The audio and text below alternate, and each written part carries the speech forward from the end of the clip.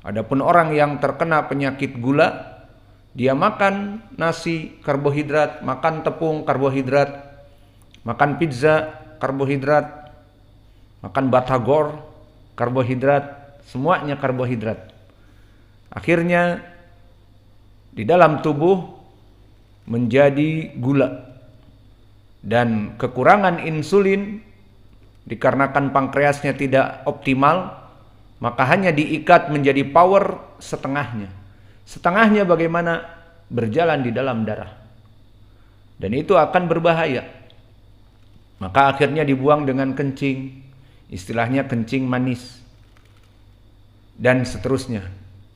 Maka ini semuanya nanti akan kembali kepada darah. Maka kenapa hijamah bekam termasuk dari afdalu al-ilaj, sebaik-baiknya dari pengobatan, karena kembali kepada darah. Sehingga orang yang mempunyai hypertension, darah tinggi, ataupun hyperkolesteremia, kolesterol yang tinggi, ataupun diabetes mellitus, kencing manis yang gula darahnya tinggi, maka di saat dibekam keluar dari kandungan gula, dari kandungan kolesterol, dan bahkan dari berbagai penyakit-penyakit dari darah yang kotor. Pelajaran kita pelajaran apa sekarang? Pelajaran ilmu kesehatan. Kembali kepada masalah fikih. Wa yukrahu qat'u ra'si adzabihah wa ta'ammudu dzalika asyaddu karahah. Maka dimakruhkan seseorang penyembelih dan menunjukkan bahwa dia di sini kenapa dimakruhkan, tidak rahmah. Karena cukup, wajah pendalilannya mana? Cukup bagi dia untuk menyembelih itu memotong saluran pernapasan dan memotong aorta, urat nadi darah, sehingga sek, selesai. Ini enggak sek ditambah lagi terus sampai nol pothol, sampai putus kepalanya, sampai tidak ada sisanya. Nah, di sini kenapa dimakruhkan oleh para ulama? Ya cukup tadinya di sini udah. Barang siapa idza dabahtum falyujhizhu. Maka jika kalian menyembelih cepatlah, maksudnya set sudah keluar darah dan tidak bisa bernafas. Maka dia tetap mengendus-ngendus. Tapi paru-parunya tidak terkena oksigen karena terputus. Itu cukup sudah. Enggak. Terus dipaksakan sampai diputuskan lehernya. Ini yang menjadi penyebab kenapa para salaf dulu memakruhkan, karena seakan-akan tidak mempunyai rahmah. Seharusnya rahmah itu yang diinginkan. Diputus dari saluran pernapasan dan diputuskan urat nadi darah agar keluar, membuncah, cepat mati. Harusnya itu cukup, udah ditinggalkan. Enggak, tambah sampai daging-daging yang di belakang dari urat tadi dan bahkan tulang belakangnya pun kena putus. Nah, itu disebutkan oleh para ulama, ini penganiayaan. Seharusnya tadi cukup 2 perkara di sini. Enggak, ditambah lagi sampai memotong kepada tulang yang ada di lehernya, tulang leher yang menyambung kepada kepala. Akhirnya perbuatan seperti ini dimakruhkan oleh para ulama. Maka itulah kita masukkan sekarang kepada bab permasalahan merahmati dari sembelihan. Maka mereka orang-orang yang sengaja menyembelih sampai kepada memutuskan kepala dimakruhkan. Maka telah diriwayatkan dari Ibnu Umar, dikeluarkan oleh Imam Abdul Razak di Musannafnya dari jalan Ma'mar an Ayyub an Nafi' an Ibnu Umar. Maka sanadnya semua rijalnya thiqat. Ma'mar huwa Ibnu Rashid al-Azdi, Ayyub huwa Ibnu Abi Tamimah as-Sikhtiyani, Nafi' maulanya Ibnu Umar dari Ibnu Umar. Disebutkan annahu kana la ya'kulu syata idza nukhi'at.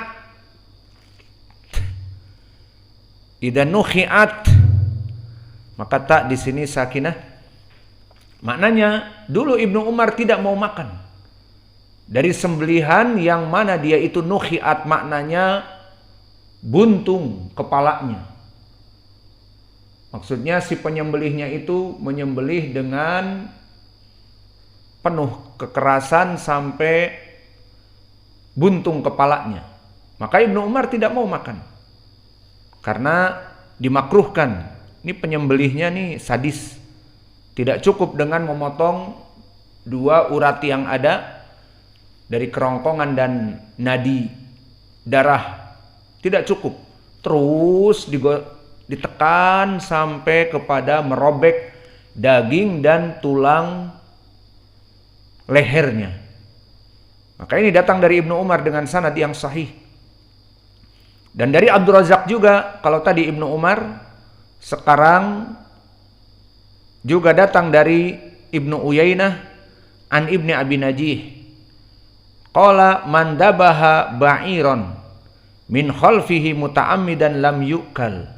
Wa man dabaha syah min fassiha wal fass huwa multaqa kullu adamain lam yu'kal.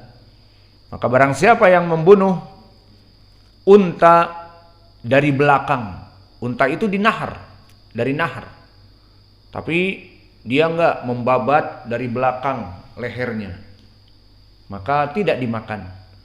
Dan begitu pun barang siapa yang menyembelih syah terus sampai dia itu dipotong kepalanya semuanya, maka begitupun kata Ibnu Abi Najih tidak dimakan. Dan sanadnya sahih. Dan begitupun diriwayatkan dari Imam Az-Zuhri. Dari Ma'mar ditanya Imam Az-Zuhri, an rajulin dabaha bisayfihi faqata ar-ra's. Qala bi'su ma fa'ala. Faqala rajul fayaquluha qala na'am. Maka ditanyakan kepada Imam Az-Zuhri, seseorang menyembelih tapi dia sampai memotong kepalanya dalam waktu sembelihan, bukan biar mati dulu seperti kita menyembelih kemarin, kemudian setelah itu dipotong kepalanya dan dikuliti dan dibakar, itu lain lagi, sudah mati. Ini enggak, dia menyembelih terus disambung sampai kepalanya itu putus.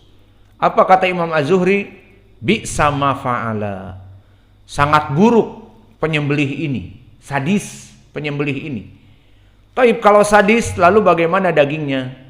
Apakah dimakan? Qala na'am. Ya sudah, dagingnya dimakan, masa dibuang, sayang. Maka asar ini datang dari Abdul Razak, dari Ma'mar, dari Imam Az-Zuhri, sanadnya sahih. Maka dari asar-asar salaf ini menjadi pendalilan bagaimana mereka merahmati sembelihan. Sehingga orang-orang yang sengaja memutuskan kepala dalam satu sembelihan itu dimakruhkan dan dibenci, bahkan tadi diriwayat tidak dimakan oleh Ibnu Umar.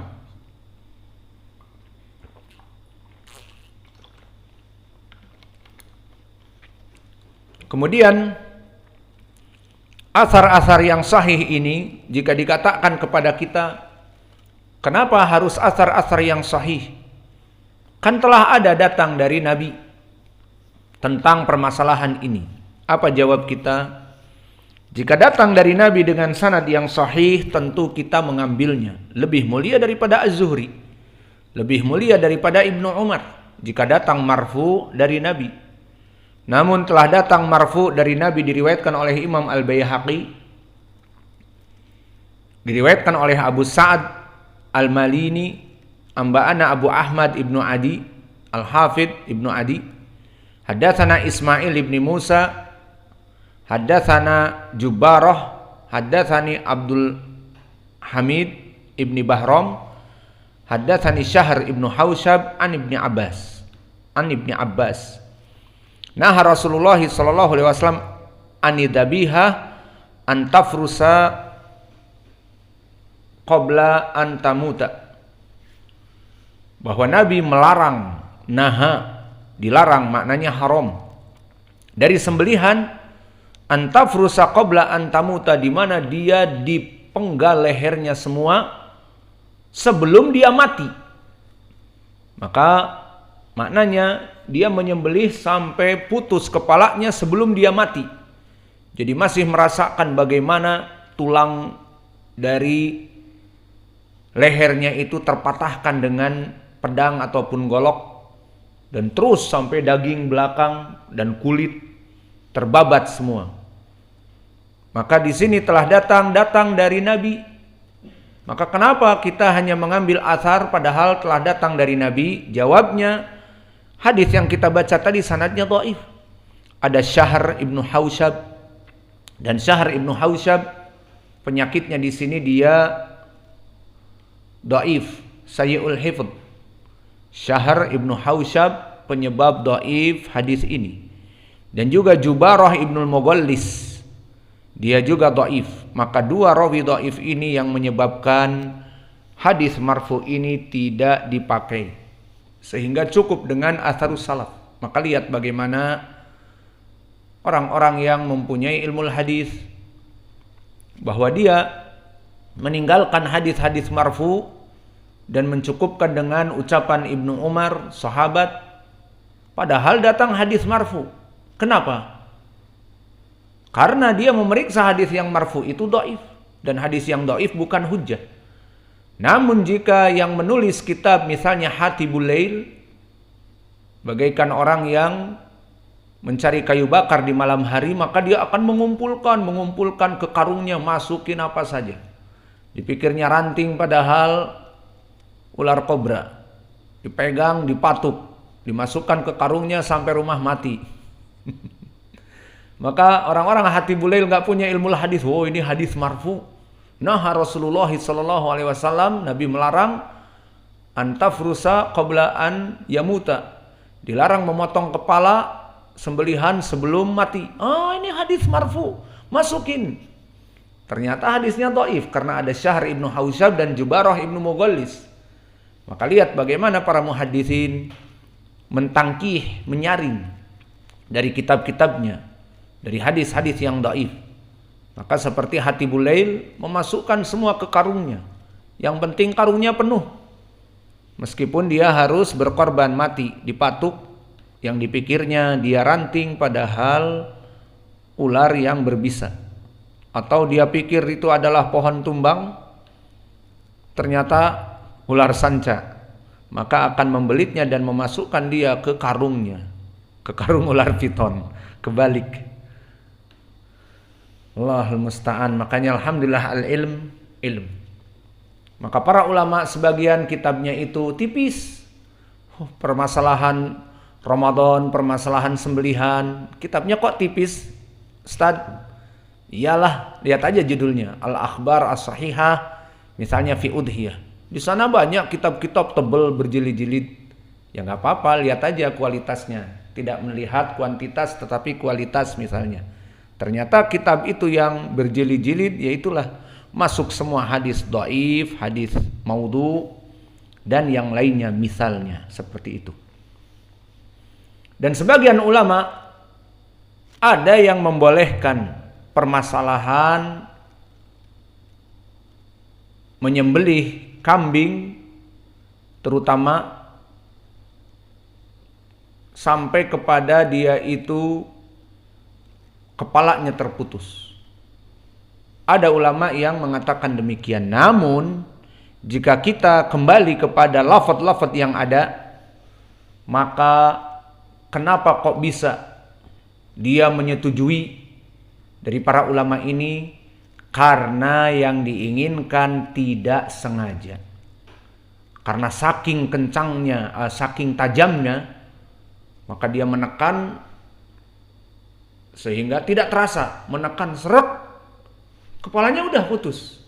Nah itu kata para ulama, kalau memang tidak sengaja, apalagi orang menyembelih dalam keadaan dia kuat, maka sekali tekan, krek, patah sekalian dengan leher, tulang lehernya. Maka patah, terputus, tidak sengaja. Nah, di sini dibolehkan oleh para ulama dengan syarat tadi bi ghairi amdin.